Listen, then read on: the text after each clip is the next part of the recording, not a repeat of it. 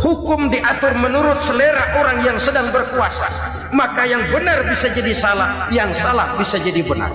Kalau untuk rakyat, hukum itu tajam bukan main, cepat sekali dilaksanakan.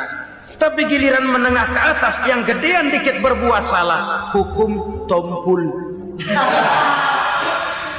Tapi ada orang-orang tertentu yang agunannya palsu, jaminannya palsu, bawa kata belece, bukan cuma miliaran, triliunan kredit bisa keluar. Terluka rasa keadilan, hilangnya kesempatan. Rakyat cuma dapat kesempitan, jarang dapat kesempatan.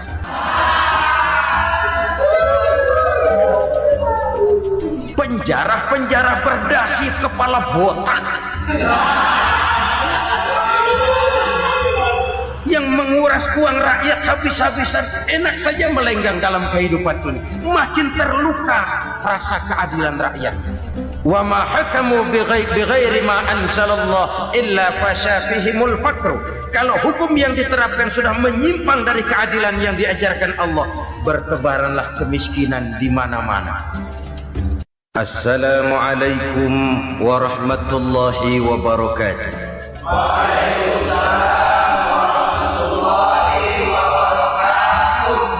Bismillahirrahmanirrahim. Alhamdulillahi rabbil alamin. Wassalatu wassalamu ala asyrafil anbiya'i wal mursalin, Sayyidina wa maulana Muhammadin wa ala alihi wa sahbihi ajma'in, amma ba'du. Saudara-saudara kaum muslimin rahimakumullah, sebagai bangsa kita tengah menghadapi berbagai bencana, baik di bidang ekonomi maupun di bidang politik. Adalah potret kehidupan sehari-hari. Kita menyaksikan peristiwa-peristiwa yang memilukan dan memalukan. PHK terjadi di mana-mana, pengangguran meningkat, harga-harga membumbung tinggi, daya beli rakyat semakin lemah. Sementara di bidang politik, kejadian-kejadian memberikan indikasi bahwa persatuan dan kesatuan kita sebagai bangsa dewasa ini tengah berada dalam ujian yang berat. Pada jumpa kita kali ini, tanpa bermaksud untuk mencari kambing hitam dari bencana yang kita hadapi, saya ingin menyampaikan sebuah hadis yang diriwayatkan oleh Imam At-Tabarani dari Ibnu Abbas, bahwa Rasulullah sallallahu alaihi wasallam bersabda, khamsun bi khamsin. Ada 5 perkara yang dapat menimbulkan 5 macam bencana. Mari kita renungi hadis ini satu demi satu sebagai bahan introspeksi buat kita semua dalam menghadapi bencana yang tengah berlaku sekarang ini. Yang pertama, ma naqasa qaumul ahda illa sullita alaihim aduwwuhum. Apabila suatu kaum sudah mengingkari janjinya, maka mereka pun akan dikuasai oleh musuh-musuh mereka. Sederhana saja nampak kalimat dalam hadis ini. Apabila orang sudah mengingkari janji, mereka akan dikuasai oleh musuh-musuh mereka sendiri. Dan musuh kita yang paling utama saat ini adalah kemiskinan dan kebodohan. Kenapa itu terjadi? Karena kita mengingkari janji kita sendiri. Di saat awal-awal berdirinya Orde Baru, kita pernah berjanji untuk melaksanakan Pancasila dan Undang-Undang Dasar 45 secara murni dan konsekuen. Kita berjanji bahwa kita akan menegakkan pemerintah yang bersih dan berwibawa. Itu semua pada permulaannya. Waktu demi waktu berjalan, kita lupa dengan janji yang kita ucapkan itu. Ketuhanan yang Maha Esa kita ucapkan, tapi kesetanan yang luar biasa yang kita lakukan. Kemanusiaan yang adil dan beradab yang kita dengungkan, tetapi kemanusiaan zalim dan biadab yang kita praktekkan. Sederhana saja saudara. Hampir setiap pejabat pada posisi-posisi kunci, di awal-awal ia memangku jabatan itu, biasanya ia mengucapkan sumpah dengan lafaz demi Allah bahwa dalam melaksanakan jabatan ini saya tidak akan menerima hadiah atau pemberian dalam bentuk apapun. Itu pada permulaannya. Lama-lama rupanya hadiah itu asik juga, mulai diterima. Lama-lama dirasa kurang, mulai menagih. Dan akhirnya terjadilah praktek yang disebut suap menyuap, semir menyemir, dan lain sebagainya. Kalau ini sudah menjadi kenyataan, bagaimana kita mau menegakkan pemerintah yang bersih dan berwibawa? Undang-Undang Dasar 45 menyatakan bahwa bumi, air, dan seluruh kekayaan negara dikelola oleh negara bagi sebesar-besar kemakmuran rakyat. Yang terjadi adalah bahwa kita merasa mewakili rakyat untuk menikmati harta dan kekayaan negara, sehingga rakyat banyak tidak bisa ikut menikmatinya. Menumpuklah harta itu sehingga terjadilah pepatah, gunung ditimbun, sumur digali. Yang kaya semakin kaya, yang miskin semakin terpuruk. Kita ingkar dengan janji yang kita ucapkan di awal-awal kita bergerak. Kita ingkar dengan janji pada saat kita mengatakannya dengan menyebut nama Allah, dengan mempertaruhkan nama Tuhan, sehingga pada akhirnya jabatan pun mengalami tender. Sudah menjadi rahasia umum, orang mau jadi lurah mesti mengeluarkan uang, mau jadi camat mesti mengeluarkan uang, mau jadi wali kota, bupati, bahkan gubernur, itu ada pasarannya. Secara logika, kalau orang memperoleh satu jabatan karena banyak mengeluarkan uang, tentu pada saat ia mengeluarkan uang, ia sudah punya pemikiran, modal pasti pulang, modal pasti kembali. Kalau orang memperoleh suatu jabatan karena banyak mengeluarkan uang, maka langkah pertama yang dia lakukan setelah memangku jabatan itu ialah bagaimana uang bisa kembali, bagaimana modal bisa pulang. Kalau modal sudah pulang, pikiran berikutnya bagaimana supaya dapat untung. Lalu kapan mau bekerja untuk kepentingan rakyat? Itu nomor 18.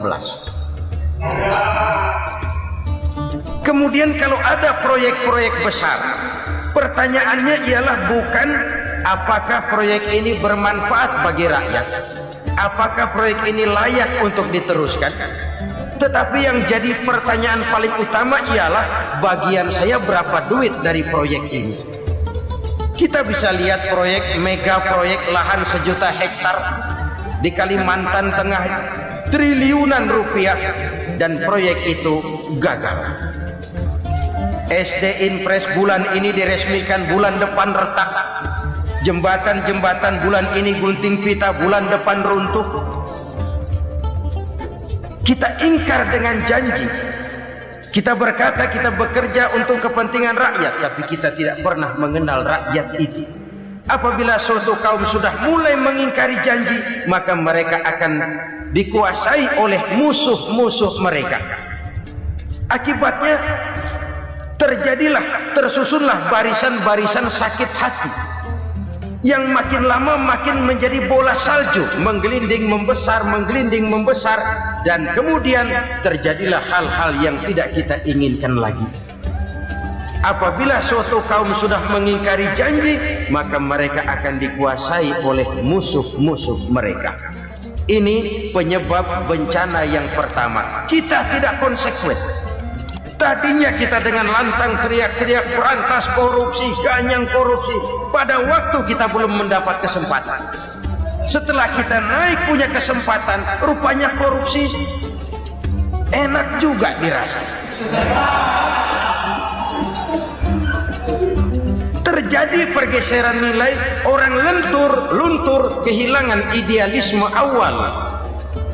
Lalu untuk menghibur diri, menutup kesalahan, kita gunakanlah pepatah bahwa tidak ada gading yang tak retak, bahwa kita harus mikul dhuwur mendem jero. Itu semua cuma sebagai dalih agar kesalahan kita tidak dibicarakan orang lain. Padahal kita sendiri yang mengingkari janji. Kita yang keluar dari komitmen awal kita. Kita berjanji melaksanakan Pancasila dan Undang-Undang Dasar 45 dengan murni dan konsekuen. Kita berjanji untuk menegakkan pemerintah yang bersih dan berwibawa. Namun dalam kenyataannya itu tidak kita laksanakan dengan sebagaimana mestinya. Kita bergeser, kita mengalami proses degradasi, peluncuran nilai, dan akhirnya terbentuklah barisan-barisan sakit hati yang semakin lama semakin membesar itu. Kita harus introspeksi. Memang kalau zaman sedang susah, biasanya kambing hitam laris, tukang kompor gentayangan. Itu dari dulu selalu mencari kambing hitam. Karena itu kita tidak bicara orang, kita tidak bicara siapa yang salah, kita bicara sistem, dan sistem itu bisa mengena siapa saja. Kalau orang sudah mulai mengingkari janji, bergeser dari komitmen awal, itu sudah mulai ya mengalami proses peluncuran, proses degradasi.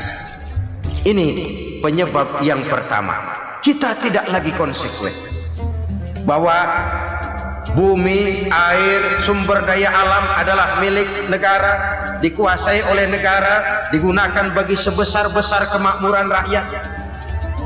Ternyata rakyat yang makmur itu tidak merupakan gambaran yang menyeluruh dari rakyat kita. Undang-undang dasar kita menganut ekonomi kekeluargaan, tapi yang kita praktekkan adalah ekonomi keluarga. Kalau bukan keluarga nggak dapat proyek. Kalau bukan keluarga nggak dapat macam-macam. Kekeluargaan kita rubah menjadi keluarga. Timbullah penyakit nepotisme. Kita bergeser, kita ingkari janji, dan kita anggap kita atasnamakan rakyat. Rakyat cuma sekedar jadi adres, rakyat cuma sekedar jadi alamat, tetapi kehidupan mereka tidak banyak berubah dan tidak banyak terangkat.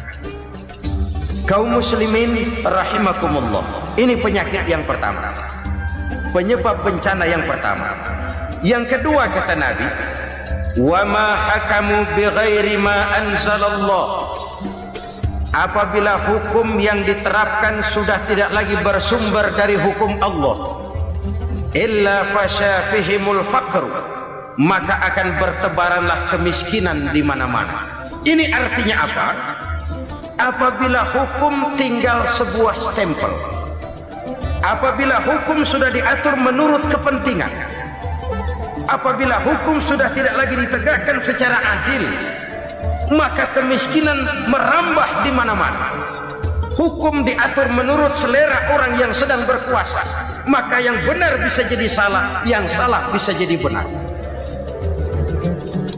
Hukum dalam kenyataan hidup berlaku seperti pisau. Pisau itu kan saudara lihat, yang namanya pisau dimanapun itu tajamnya ke bawah, ke atas tumpul. Kalau hukum itu, kalau untuk rakyat, hukum itu tajam bukan main, cepat sekali dilaksanakan. Tapi giliran menengah ke atas, yang gedean dikit berbuat salah, hukum tumpul. Hukum pura-pura tidak dengar. Akibatnya terluka rasa keadilan rakyat. Satu kasus rakyat diam, dua kasus rakyat diam, tiga kasus rakyat diam. Kasus terakumulasi di hati rakyat. Luka rasa keadilan, dan itu menjadi sumber bencana. Penjarahan, kita tidak setuju itu. Tapi kita harus melihat kausalnya. Itu kan tidak berdiri sendiri. Itu kan karena terlukanya rasa keadilan rakyat. Melihat kesempatan ini tidak merata.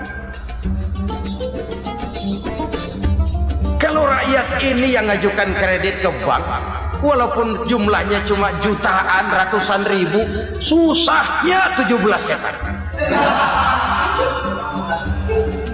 Tapi ada orang-orang tertentu yang agunannya palsu, jaminannya palsu, bawa kata belece, bukan cuma miliaran, triliunan kredit bisa keluar. Terluka rasa keadilan, hilangnya kesempatan. Rakyat cuma dapat kesempitan, jarang dapat kesempatan. Dari lukanya rasa keadilan ini. Memang ya entah lipstick, entah basa-basi, dibentuklah tim ini, dibentuklah badan pengawas ini, dibentuklah tim ini. Kalau membentur tahu, hancur tahu. Tapi kalau tim yang dibentuk membentur karang, bukan karangnya yang hancur biasanya, timnya yang bubar. Kenapa? Yang dibentur batu karang yang sangat keras. Kita main-main dengan hukum, kita tidak konsekuen dengan hukum. Luka rasa keadilan dan itu terakumulasi. Edi Tamsil, rakyat tahu, terakumulasi, menguap begitu saja. Kasus-kasus lain rakyat tahu, menguap begitu saja. Ketidakadilan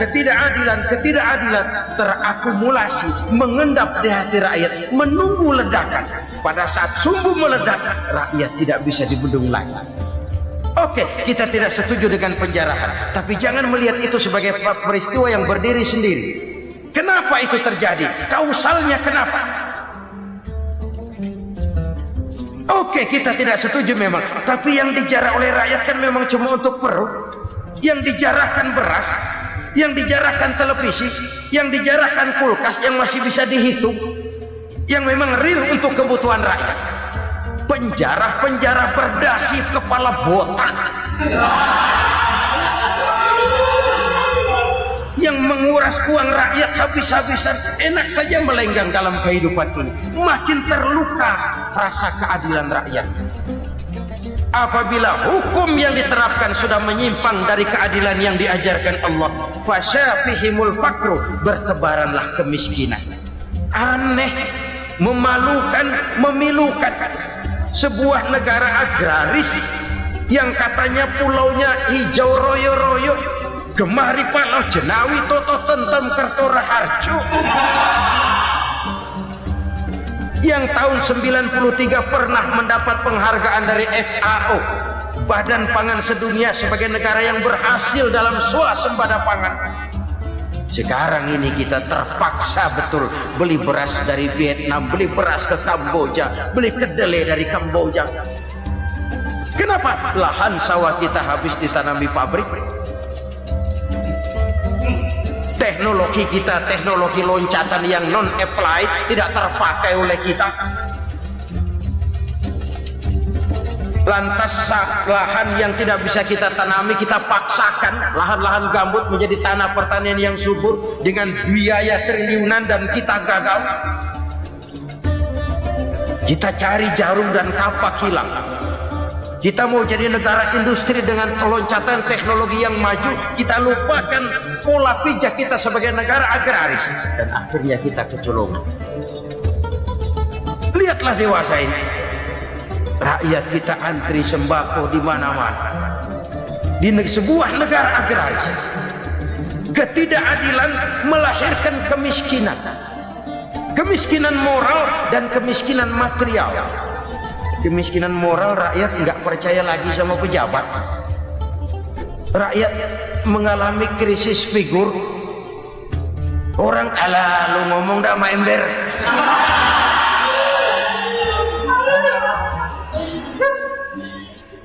Penataran yang menghabiskan biaya miliaran itu melahirkan pejabat-pejabat korup. Pengawasan yang menghabiskan biaya miliaran itu ternyata impoten, mandul. Kemiskinan moral. Jujur saya berkata, saudara-saudara, setelah pintu reformasi dibuka, itu yang masuk memang macam-macam. Ada yang memang punya tujuan murni, konsekuen, dan punya konsep. Ada yang nunggu di tikungan, begitu mobil lewat nyamber pintu, berangkat ikut reformasi. Ada yang memanfaatkan momentum, mumpung, untuk nyampein unek-unek, ngerti nggak, pokoknya ngomong. Sehingga keadaan semakin rancu, kebingungan semakin menjadi-jadi, masalah yang paling urgen tidak terselesaikan. Sekarang ini orang berpikir mendingan jadi pala ular daripada jadi buntut macan. Buntut macan memang hebat macan, tapi kalau buntutnya cuma ugel-ugel di belakang buat apa? Mendingan jadi kepala ular kecil juga nyaplok. Artinya ya biar kecil juga kalau punya partai kan gagah. Lalu rame-rame bikin partai kayak bikin arisan. Orang makin mengalami dislokasi. Semua mau jadi pahlawan, semua mau nomor satu, semua ngomong. Iya kalau bidangnya, kalau bukan makin rancu. Marilah lewat kesempatan ini saya mengajak kita untuk tahu diri. Biarkan politisi ngomong politik, biarkan ekonom menata ekonomi, biarkan praktisi bicara soal hukum, biarkan rakyat munajat, istighfar, mohon pertolongan Allah. Tahu diri kita. Kalau memang ayam, kukuruyuk aja dah. Kalau memang kucing, ayo ngeong. Kalau kambing, silahkan ngembe. Udah tahu ayam, ngeong bunyinya. Suaranya palas, orang nggak ngerti, bingung, makin menjadi-jadi. Ibarat kesebelasan sepak bola bangsa kita sekarang ini, rame-rame mau bikin gol, kiper ikut nyerang sekarang. Memilukan dan bahkan memalukan. Wa ma hakamu bighairi ma anzalallah illa fasha fihimul faqru. Kalau hukum yang diterapkan sudah menyimpang dari keadilan yang diajarkan Allah, bertebaranlah kemiskinan di mana-mana. Coba sekarang ini, yang punya duit bingung, apalagi yang kagak punya duit. Yang pengusaha gede ngeluh, apalagi yang pengusaha pas-pasan. Yang kagak punya beras, yang punya beras saja masih bingung, apalagi yang nggak punya beras. Ini sudah demikian merata. Dulu kita kagum mendengar konglomerat kelas wadah, kelas-kelas yang seakan-akan cuma ada dalam khayal mereka, punya kekayaan miliaran dolar, triliunan. Sudahlah, seolah-olah nggak terjangkau sama kita. Weh, ternyata yang gede-gede itu juga gede utangnya. Dan rontok satu demi satu. Ternyata rakyat selama ini cuma dialamatkan, cuma dijadikan address. Rakyat yang tidak banyak ngerti persoalan ini harus menanggung hidup ini begini berat, harus menanggung beban hidup ini begini tinggi. Daya beli semakin lemah, semakin terpuruk dan terpuruk, sedang keadaan belum juga banyak berubah. Yang hutang sama luar negeri itu kan bukan rakyat kecil, Ciano. Yang banyak nyimpen dolar juga kan Ciano. Rakyat kecil bocah kampung mah jangankan nyimpen dolar, ngelihat juga tumben. Kemana kita mesti bercermin? Sekali lagi saya mengatakan maaf, kita tidak bermaksud mencari kambing hitam. Karena itu kita tidak bicara orang, kita bicara sistem, kita bicara keadaan. Beginilah yang dikatakan Nabi, penyebab timbulnya bencana, hukum yang ditegakkan tidak lagi berorientasi kepada keadilan, tapi berorientasi kepada kepentingan. Akhirnya bentuk hukum seperti pisau, tajam ke bawah, tumpul ke atas. Hukum cuma buat rakyat kecil, tetapi kelompok menengah ke atas kadang-kadang kebal dari perlakuan hukum. Maka bertebaranlah kemiskinan. Iya, kemiskinan moral berupa lukanya rasa keadilan. Kalau rasa keadilan terluka, orang kan nunggu kesempatan, saudara. Iya, dia nggak bisa ngomong. Iya, dia nggak sanggup action. Iya, dia nggak bisa tunjuk rasa, tapi hatinya kan kapan ada kesempatan, kapan ada waktu, tunggu. Hatinya mesti begitu. Sehingga begitu ada kesempatan, terjadilah hal-hal yang tidak terhindarkan. Dan itu ekses, bukan reformasi. Jangan seperti sebuah dialog saya dengan seorang abang beca. Saya bertanya, bang, ya, abang tahu nggak reformasi? Tahu, Ustaz. Apa? Pembakaran. terus penjarahan, lalu perkosaan. Itu referensi, itu yang saya lihat. Itu yang dia lihat. Saya tentu tidak menyalahkan abang beca kita, karena memang itu yang dia lihat dan sejauh itu wawasannya. Tapi ini indikasi bahwa banyak rakyat kita yang belum bisa menggunakan kebebasan secara bertanggung jawab. Padahal kebebasan tanpa tanggung jawab tirani. Sebuah contoh gampang-gampangan. Saya beli radio, saya setel di kamar saya, lalu saya bilang, ini radio gue. Yang beli gue, pakai duit gue setel di kamar gue, sekeras-kerasnya, gak ada urusan sama orang lain. Itu kata saya. Tetapi tetangga saya sebelah rumah kan boleh juga ngomong begitu. Kata tetangga saya, ini mata gue, yang ngantuk gue tidur di kamar gue, kenapa suara radio lu nyampe kemari? Artinya apa ini? Kebebasan saya nyetel radio dibatasi oleh kebebasan tetangga saya yang mau tidur. Tidak ada kebebasan mutlak. Kebebasan mutlak tanpa tanggung jawab kembali akan melahirkan tirani, kembali akan melahirkan pemaksaan kehendak. Dan itu lagi-lagi bukan demokrasi. Saudara-saudara kaum muslimin rahimakumullah. Ini penyakit yang kedua, lukanya rasa keadilan, terutama di kalangan rakyat kecil. Itu mengendap menjadi akumulasi dan menunggu giliran kapan bisa dimuntahkan. Dengan kata lain, rakyat itu udah banyak banget makan yang perutnya jadi enak, nyelam. Kapan nunggu muntahnya? Udah begini banyak akumulasi yang mereka pendam di perut ini, sehingga ketika terjadi kesempatan itu sudah tidak terkendalikan lagi. Kita out of control. Saya tidak mentolerir sikap-sikap kekerasan. Bahkan saya lebih cenderung bahwa kalau di rumah kita banyak tikusnya saja racuni, jangan rumah dibakar. Bahwa ada korupsi, ya, ada kolusi, memang ada nepotisme, tentu. Tetapi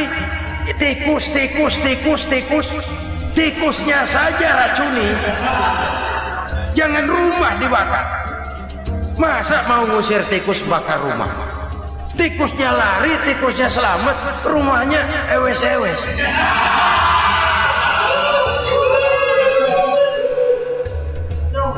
Tikus selamat, rumah nggak punya, masalah nggak terselesaikan dengan sebagaimana yang kita harapkan. Kita sepakat ini negara hukum, dan di hadapan hukum semua manusia itu sama. Itu prinsip yang diajarkan Allah. Al-musawat bainan nas fi takalifil ahkam. Semua manusia sama dalam berhadapan dengan hukum Allah Subhanahu wa taala. Kalau hukum sudah pandang bulu, itu jelas yang enak yang banyak bulunya. Siapa yang banyak bulunya? Monyet. Kalau hukum pandang bulu, monyet keenakan. Saudara-saudara kaum muslimin rahimakumullah, introspeksi. Mari kita bercermin bagaimana perjalanan hukum selama ini. Kalau introspeksi ini kita temukan, lalu ada upaya untuk memperbaiki diri. Jangan menggunakan tak ada gading yang tak retak, mikul duwur mendem jero untuk menutup-nutupi kesalahan orang. Padahal kesalahan itu sedemikian besar. Padahal rakyat kita tiap hari antri sembako. Ada yang sehari sekali makan, ada yang makan sudah bercampur tiwul, ada yang nasi sudah dicampur pisang, balik jadi orok lagi. Macam-macam upaya rakyat untuk menangsal perut ini. Lalu rakyat ditenang-tenangkan, lebih baik puasa Senin Kemis sambil menghadapi krisis ekonomi. Kenapa rakyat yang disuruh puasa? Kenapa bukan pejabatnya yang puasa lebih dulu untuk kemakmuran rakyat? Kalau rakyat yang memang perutnya udah gepeng disuruh puasa, makin krempeng perut. Artinya pejabat harus punya sense of politics. Ya tidak ada. Puasa itu kan tidak cuma Senin Kemis saja. Puasa itu puasa perasaan, puasa menghargai perasaan yang sedang kondisi yang sedang dihadapi oleh rakyat. Bagaimana rakyat yang tengah antri sembako melihat pejabatnya lewat dengan mobil yang harganya sampai 1 miliar. Oh, inilah pemimpin saya. Luka lagi rasa keadilannya. Kita tidak tenggang rasa. Puasa dalam artian itu pun akan menolong menegakkan semangat kebersamaan, membentuk semangat kebersamaan. Saudara-saudara kaum muslimin rahimakumullah, penyebab bencana yang ketiga dikatakan oleh baginda Nabi, wala dhaharat fihimul fahishatu illa fasha fihimul maut. Apabila kekejian telah merajalela, maka maut bertebaran di mana-mana. Kita renungi butir kalimat dalam hadis ini.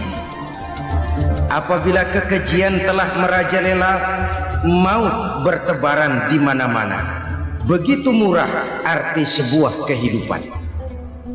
Penjarahan untuk hal-hal yang kecil tapi sampai mengorbankan nyawa. Apabila kekejian sudah terjadi di mana-mana, maut pun bertebaran. Maut dalam arti berpisah ruh dengan jasad, tapi juga maut dalam arti orang bisa mati karirnya, orang bisa mati usahanya, orang bisa mati kesempatannya karena perbuatan-perbuatan keji yang selama ini tidak terbendung. Lahirlah teori mafia. Siapa yang kuat dia yang berkuasa, siapa yang lemah dia menjadi mangsa. Proyek-proyek besar yang menang tender itu ya dari itu ke itu saja. Yang pengusaha-pengusaha tidak punya koneksi, tidak bisa bayar komisi, dapat proyek tetelan. Ada dagingnya dikit, namanya juga tetelan. Dagingnya sudah habis disantap oleh meja. Sekian puluh meja dilalui, sekian puluh amplop dikeluarkan. Sehingga yang akhirnya ya tinggal tetelan itu tadi. Maka kualitas pekerjaan pun sudah bukan lagi jadi masalah. Demikianlah mafia-mafia ini bermunculan di mana-mana. Di pengadilan terkenal mafia pengadilan. Hukum bisa dibeli, hukum bisa dipesan menurut kebutuhan sponsor. Mafia peradilan, mafia politik, mafia ekonomi, bahkan mafia agama yang menggunakan agama sebagai kedok, menggunakan agama sebagai dalih, menggunakan agama sebagai topeng untuk melancarkan maksud-maksud politiknya pun tidak tertutup kemungkinan. Apabila kekejian telah merajalela, maut bertebaran di mana-mana. Korupsi, kolusi, nepotisme itu bagian dari kekejian. Kita selama ini kalau mendengar maksiat, itu yang terbayang cuma judi, mabuk, zina. Ya itu maksiat. Tapi korupsi, kolusi, nepotisme itu juga maksiat dalam bentuk lain. Kalau ini sudah bertebaran, maka maut terjadi di mana-mana. Jangan bayangkan cuma mati orangnya, itu sih kewajiban. Yang menyakitkan itu orangnya masih hidup tapi dibikin mati, karirnya mati. Kenapa? Karena yang diperlukan bukan cuma orang pinter tapi orang taat. Biar pinter, kalau nggak taat minggir. Biar bodoh, kalau taat bisa nyenangin atasan, bisa nyemur. Kumaha juragan wae ayeuna mah. Itu yang kadang-kadang dapat penghargaan. Tidak ada prestasi kerja kecuali bikin senang orang di atas. Kita lihat di desa-desa jalan rusak. Kalau ada berita pejabat anak mau turun, jalan rata sekali. Sampai tanah dari mana aja dikeruk buat ngeratain tuh jalan. Pejabat pulang legok lagi jalanan. Katanya kita kerja buat rakyat, nyatanya kita cuma melayani atas. Kenapa? Terjadi lingkaran setan. Seperti kata lagu Dul Sumbang itu, mahasiswa takut sama dosen, dosen takut sama dekan, dekan takut sama rektor, rektor takut sama menteri, menteri takut sama presiden, presiden takut sama mahasiswa. Lah muter balik lagi, lingkaran setan, lingkaran setan. Saudara-saudara kaum muslimin rahimakumullah, kekejian yang merajalela, praktek-praktek mafia yang tertuang dalam kehidupan sehari-hari menyebabkan orang mati karirnya, jasad masih hidup, karir mati, itu menyakitkan. Mati bisnisnya. Rakyat kecil pernah senang ketika cengkeh booming, harganya bagus, rakyat banyak yang pergi haji. Lalu mau ditata, lahir tata niaga cengkeh, malah amburadul. Harga cengkeh jatuh, petani cengkeh kecil menjerit. Siapa yang untung? Segelintir orang. Masihkah kita pakai atas nama rakyat untuk kepentingan nasional, padahal yang nyanyi cuma segelintir orang? Masihkah kita mau bohongi rakyat ini dengan mobil nasional tapi bikinan Korea? Masihkah kita mau bermain verbalisme, bermain kata? Ini sebuah masa lalu yang tidak perlu terulang lagi untuk masa-masa yang akan datang. Kekejian merajalela, orang mati karir, bisa mati usaha, mati bisnis. Usahanya maju, dirangkul, hancur. Usahanya maju, dipukul, hancur, tenggelam. Bahkan yang memilukan dan memalukan badan-badan usaha milik negara itu dikebiri sedemikian rupa sehingga tidak menghasilkan hal-hal yang bermanfaat buat negara. Saudara-saudara kaum muslimin rahimakumullah, kalau nafsu yang sudah mengatur itu semua, maka kekejian pun merajalela. Orang sudah pakai teori mafia, yang kuat dia yang menang, yang kuat dia yang berkuasa, yang lemah silakan minggir di sudut-sudut kehidupan.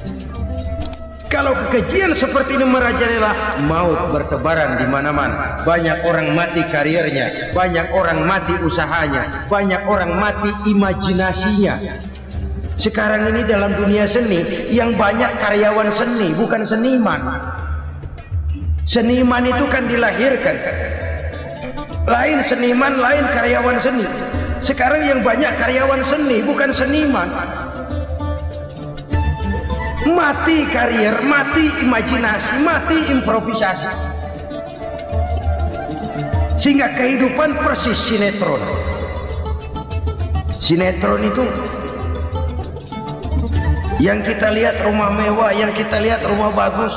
Gak pernah kita lihat di sinetron kita ini rakyat antri sembako. Kita dijejali hal-hal yang indah, yang wah, yang membuat kita tenggelam dalam gaya hidup instan, tenggelam dalam gaya hidup wah. Kita lupa dengan realitas keseharian di tengah-tengah masyarakat kita. Lahirlah kelompok-kelompok selebritis, dibesarkan oleh berbagai media.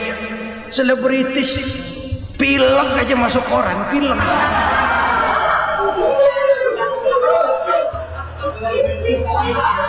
Rakyat yang pingsan antri beras nggak masuk koran.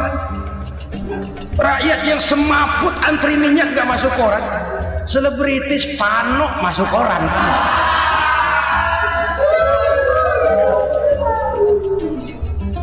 Kita besarkan hal-hal kecil, kita kecilkan hal-hal besar.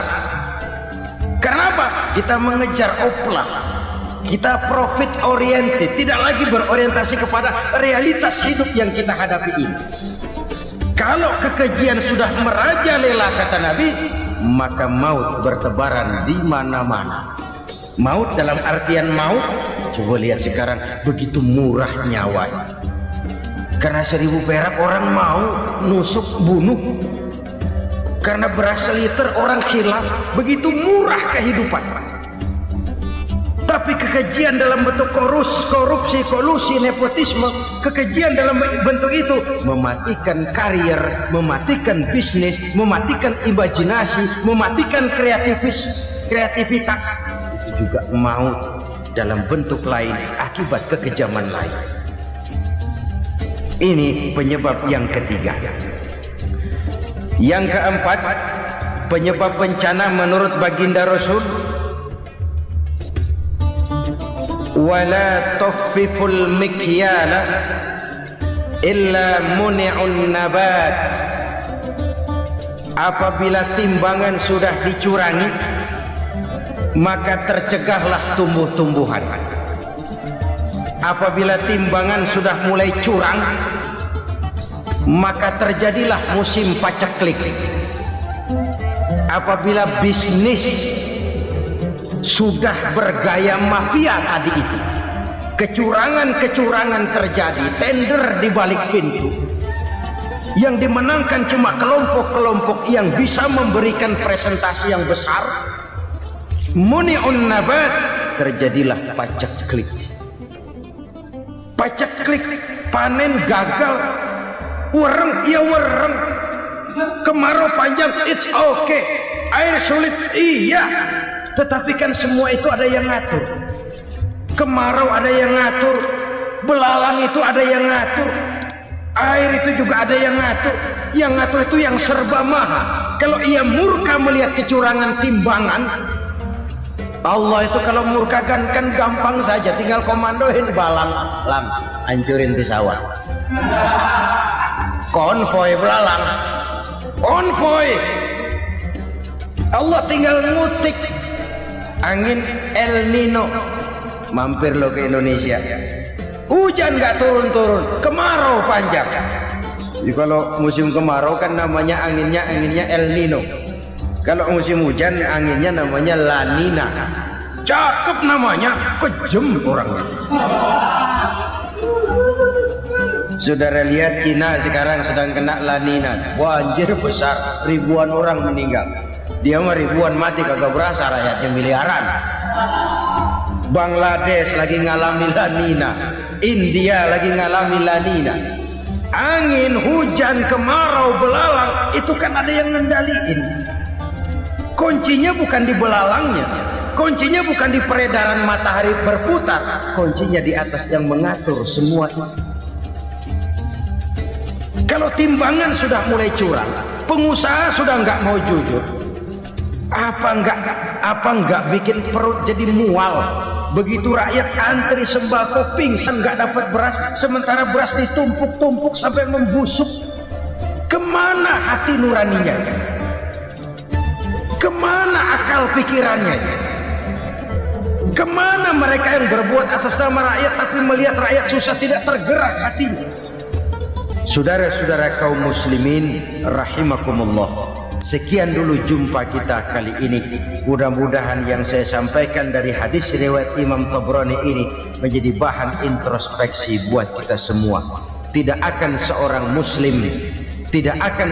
muslim jatuh dua kali di tempat yang sama. Semua merupakan pelajaran untuk kita jadikan introspeksi guna menata hari esok yang lebih baik daripada hari ini. Reformasi harus terus berlanjut, tidak bisa dan tidak perlu dikendalikan, tapi harus tetap dengan landasan akhlakul karimah sesuai dengan budaya kita sebagai bangsa. Terima kasih atas perhatian saudara. Mohon maaf atas segala kekurangan. Jumpa lagi lain kesempatan insyaallah. Usikum